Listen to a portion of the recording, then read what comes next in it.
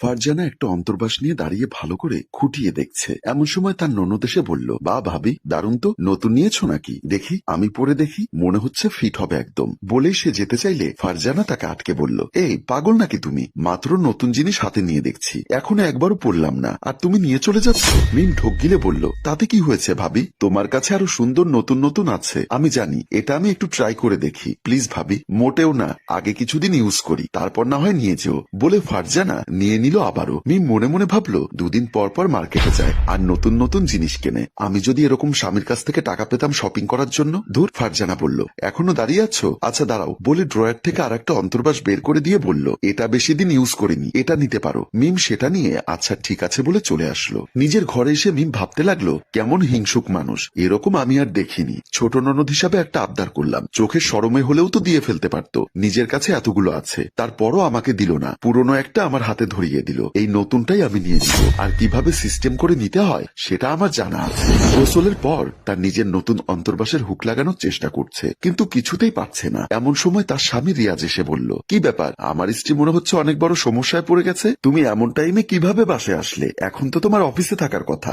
আজকে অফিসে বস নেই, তাই দুপুরের খাবারটা তোমার সাথে খাওয়ার জন্য চলে আসলাম। এসেছো, ভালো করেছো, আমার নতুন জিনিসটা মনে হচ্ছে ফিটিং হয়ে গেছে, তাই লাগাতে পারছি না। রিয়াজ মুচকি হেসে বলল, লাগানোর মানুষ যখন এসে গেছে তখন আর চিন্তা কি, আমি তোমাকে লাগিয়ে দিচ্ছি। বলে সে স্ত্রীকে সাহায্য করতে লাগলো। কি হলো, তোমার এতক্ষণ লাগছে কেন? আরে দাঁড়াও দাঁড়াও, বড় জিনিস কি আর ছোট প্যাকেটে ঢোকে, একটু তো কষ্ট হবেই। বলে সে হুকটা লাগিয়ে দিল। ফারজানা একটু লজ্জা পেয়ে হাসি মুখে স্বামীকে জড়িয়ে ধরল। পরদিন ফারজানা বেলকনিতে তার নতুন অন্তর্বাস শুকাতে দিল। সে চলে যেতেই মিম এসে সেটা নিয়ে নিল আর নিজে নিজে বলল, এটা এখন গায়েব হয়ে যাবে, তারপর অনেকদিন পর বের হবে আর আমার হয়ে যাবে। আমাকে একটু দিতে বলেছি, কত কথা শুনিয়ে দিল, এবার দেখো মজা। বিকালে ফারজানা ঘুমিয়ে পড়েছিল, হঠাৎ ঘুম ভাঙতেই দেখে ঘড়িতে 5টা বাজে, রিয়াজের আসার সময় হয়ে গেছে, এক্ষুনি এসে বলবে চা খাবো, যাই চা বসাতে হবে। তারপর মনে পড়ল বেলকনিতে কাপড় শুকাতে দিয়েছিল সে, এতক্ষণ রোদে পুড়লে তো রং জ্বলে যাবে, তাই তাড়াহুড়ো করে সেটা নিতে গেল। বেলকনিতে গিয়ে ফারজানার মাথা ঘুরে গেল, জায়গার জিনিস জায়গায় নেই দেখে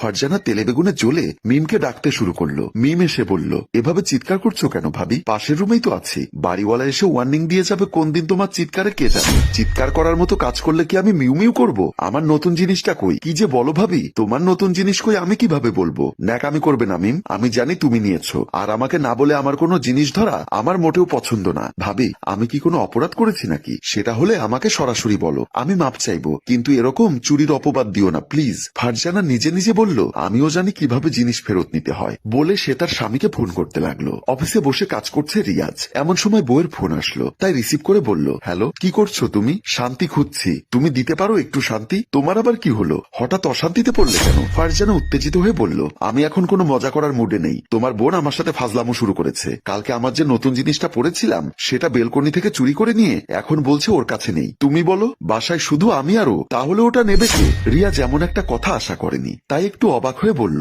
সেটা তো তুমি ঠিক বলেছ, বাসায় তো তোমরা দুজন থাকো, একটা জিনিস যদি একজনের কাছে না থাকে তাহলে আর একজনের কাছে থাকবে। আচ্ছা নিয়েছে যখন একদিন পরে দিলে হয় না? ফারজানা ধমক দিয়ে বলল, আমি কি তোমার বোনের মতো থার্ড ক্লাস নাকি যে আর একজনের ইউজ করা জিনিস পরবো? একজনের পার্সোনাল জিনিস কেউ ধরে? আমার মনে হয় তুমি ওকে একটু বুঝিয়ে বললে দিয়ে দিবে। তোমার বোন বুঝিয়ে বলার মানুষ নয়, সেটা তুমি ভালো করেই জানো। তোমাকে বলেছি বিচার করতে পারলে করো, না হলে কি করব আমি নিজেও জানি না। বলে ফোনটা কেটে দিল। রিয়াজ মনে মনে ভাবতে লাগলো, আমি ভাই হয়ে কি আমার বোনকে এটা নিয়ে কথা বলতে পারবো নাকি? ও একটা পাগল, সামান্য বিষয় নিয়ে রাগ করে। মিম সোফায় বসে টিভি দেখছে। এমন সময় কলিং বেলের শব্দ হলো। উকি মেরে দেখলো ভাবির ঘরের দরজা বন্ধ। তারপর মুচকি হেসে দরজাটা খুলে দিতে গেল। দরজা খুলতে রিয়াজ ঢুকে বলল, কি করছিস? এই তো টিভি দেখছিলাম। তুমি আজকে একটু তাড়াতাড়ি চলে আসলে ভাইয়া। রিয়াজ আমতা আমতা করে বলল, না মানে একটু কাজ কম ছিল তাই। আচ্ছা তোর ভাবি কোথায়? ভাবি তো আরো 2 ঘন্টা আগে থেকে দরজা বন্ধ করে বসে আছে। কি বলিস? হ্যাঁ। রিয়াজ বুঝতে পারলো ফারজানা বিষয়টা নিয়ে এখনো রাগ করে আছে, তাই দরজা বন্ধ করে ঢুকে বসে আছে। বোনকে যেহেতু কিছু বলতে পারবে না, তাই সে বউয়ের কাছে চলে গেল।